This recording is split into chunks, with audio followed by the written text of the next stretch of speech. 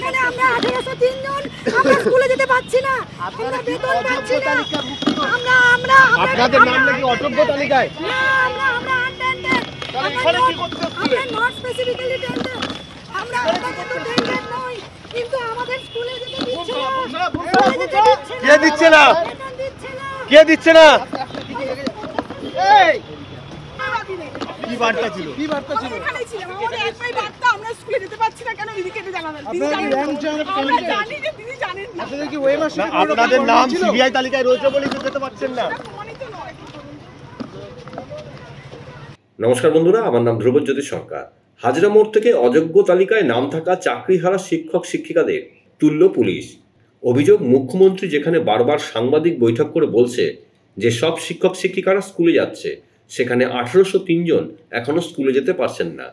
তাই দিদিকে বলতে এসেছিলাম, কিন্তু আটক করল পুলিশ। উনি দেখা করেননি। আপনার নামটা? আমার নাম নিতোপর্ণা বেরা। আমি বলছি যে আপনাদের নাম তো সিবিআই তালিকায় ছিল। সিবিআই তালিকায় ছিল, কিন্তু ওখানে কোনো প্রমাণ করতে পারেনি। তাই বিচারপতিও বলেছেন, সুপ্রিম কোর্টের বিচারপতিও বলেছেন ইনারা স্কুলে যেতে পারবেন, ইনারা বেতন পাবেন। কিন্তু এটা যেতে কারা বাধা দিচ্ছে? কেন যেতে পারছেন না স্কুলে?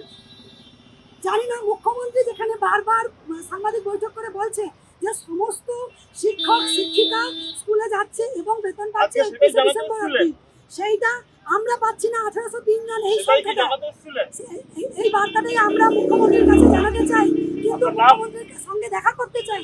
তাই জন্য আমরা কালীঘাটে গিয়েছিলাম এই রবিবার, কিন্তু উনি দেখা করেননি আমাদের সাথে। আমরা শুধু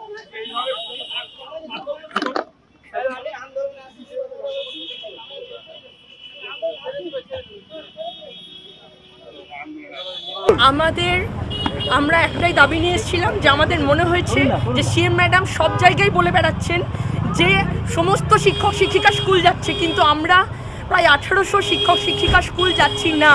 কেন যাচ্ছি না সেইটা আমরা জানতে এসেছি, বা ম্যাডাম যদি জানেন না তাহলে সেটা তাকে জানাতে এসেছি যে আমরা স্কুল যাচ্ছি, যেতে পারছি না, আমাদেরকে যেতে দেওয়া হচ্ছে না।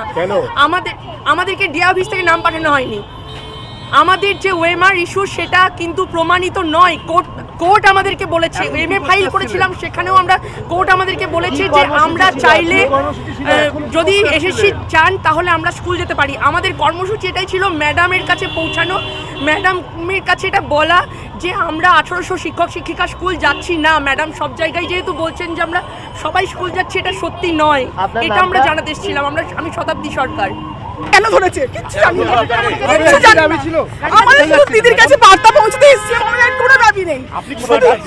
আমি এখানেই ছিলাম, আমাদের একটাই বার্তা, আমরা স্কুলে যেতে পারছি না কেন দিদি কেটে জানাবেন। দিদি জানেন না, আমরা জানি যে দিদি জানেন না, দিদি জানেন না, সিবিআই তালিকায় রয়েছে বলেই তো যেতে পারছেন না। সেটা প্রমাণিত নয়। বন্ধুরা, ভিডিওটি ভালো লাগলে দয়া করে লাইক শেয়ার করে দেবেন, আমাদের পেজটা ফলো করে নেবেন, আর আপনার মতামত কমেন্ট করে অবশ্যই জানান। ধন্যবাদ।